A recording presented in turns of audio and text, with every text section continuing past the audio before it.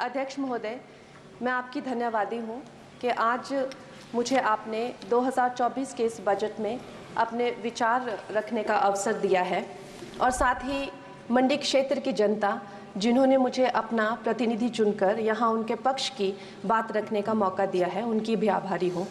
ये जगह मेरे लिए बहुत नई है, मैं एक नई सांसद हूँ, मगर मुझे इस बात का आभास है कि ये जो 18वीं लोकसभा है ये कोई सामान्य लोकसभा नहीं है। इस लोकसभा का जो चुनाव हुआ है उसमें हमारे जो शीर्ष नेतृत्व हैं, हमारे माननीय प्रधानमंत्री श्री नरेंद्र मोदी जी ने लगातार तीसरी बार प्रधानमंत्री बनकर पिछले 60 सालों का जो रिकॉर्ड तोड़ा है, उसके लिए हम सब उन्हें जो है वो हार्दिक बधाई देते हैं। साथ ही बधाई के पात्र हैं हम सब भारतीय जनता पार्टी के लोग जिन्हें ये सौभाग्य प्राप्त हुआ। और मैं ये भी मानती हूँ कि हमारे भारतवर्ष की जनता जिन्होंने एक स्थिर, सहज और सफल सरकार को चुना है और एक संकल्प को चुना है, वो भी बधाई के पात्र हैं। महोदय जी, हम सब जानते हैं कि आज से 10 साल पहले हमारे देश की अर्थव्यवस्था का क्या हाल था। आज से 10 साल पहले हमारी संघर्षशील जो एक चरमराती और एक लड़खड़ाती अर्थव्यवस्था जो कहीं 11वें-12वें नंबर पर थी और सारा देश जो है उसको लेकर चिंतित रहता था, पिछले 10 सालों में वो अर्थव्यवस्था 11वें से 5वें नंबर पे आई है और बहुत तीव्रता से जो है तीसरे नंबर की तरफ जा रही है। ये जो 2024 का बजट है ये सब वर्गों को जो है वो शक्ति प्रदान करने वाला बजट है। इस बजट से जो है वो हमारी अर्थव्यवस्था को भी तीव्रता मिलेगी महोदय जी। और जो हमारा 2047 का जो संकल्प है कि विकसित भारत का जो संकल्प है, हम प्रथम इकोनॉमी बनेंगे, वो भी इस बजट से हम पूरी उम्मीद है एक कदम हम उस संकल्प के जो है वो करीब जाएंगे। महोदय जी, पिछले साल हमारे हिमाचल प्रदेश में एक बहुत बड़ा प्राकृतिक संकट आया, एक बहुत बड़ी बाढ़ आई जिससे ना जाने कितने जन, धन, पशु, जमीन की हमारे लोगों को जो है वो हानि हो गई।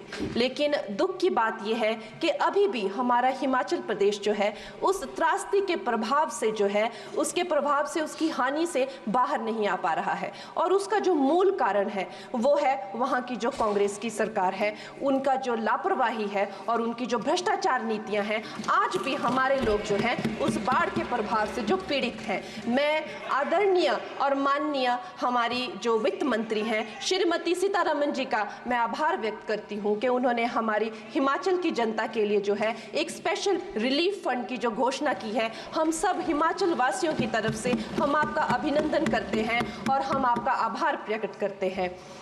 महोदय जी, मुझे ये जान के और आपको बताकर इस बात की खुशी भी होती है और खेद भी होता है कि जितना काम पिछले 10 वर्षों में हमारी भारतीय जनता पार्टी ने हिमाचल प्रदेश में किया है वो उतना काम हमारे आज़ादी के बाद 60 सालों में भी हिमाचल प्रदेश में नहीं हुआ था।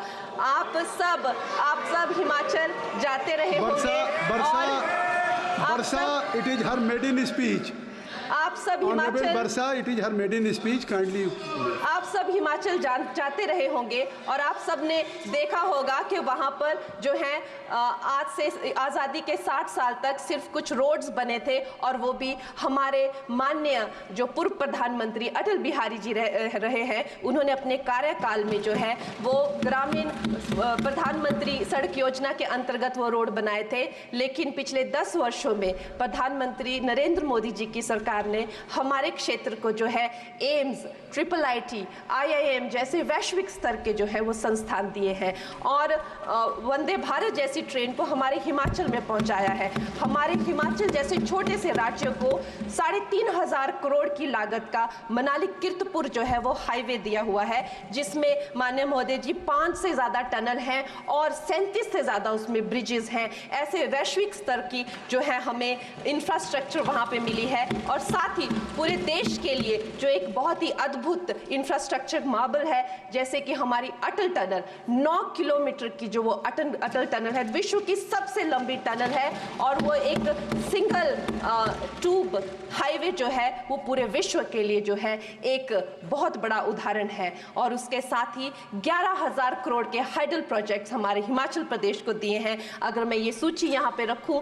तो शायद आप लोगों का बहुत वक्त जो है इसमें लग जाए, लेकिन लाखों लाभार्थी जो है वो चाहे मुफ्त राशन हो, चाहे पीएम की जो है वो मकान हो या आयुष्मान हो। हमारा हिमाचल प्रदेश एक ऐसे राज्य है जो पूरी तरह से शौच फ्री है और वहाँ घर घर में जो है वो गैस चूल्हे का कनेक्शन लगा है। एक भी माता, एक भी बहन गैस चूल्हे के कनेक्शन के बिना नहीं है। और मेरा ये जो सौभाग्य है 18वीं लोकसभा में, महोदय जी, मेरा ये सौभाग्य है कि जब मैं यहाँ पे आई थी तब महिला आरक्षण बिल, जो राजनीति में महिलाओं को जो है 33% आरक्षण देता है, वो बिल भी पारित हुआ था। तो मेरे लिए बड़ी ही ये सौभाग्यशाली जो है 18वीं जो लोकसभा है।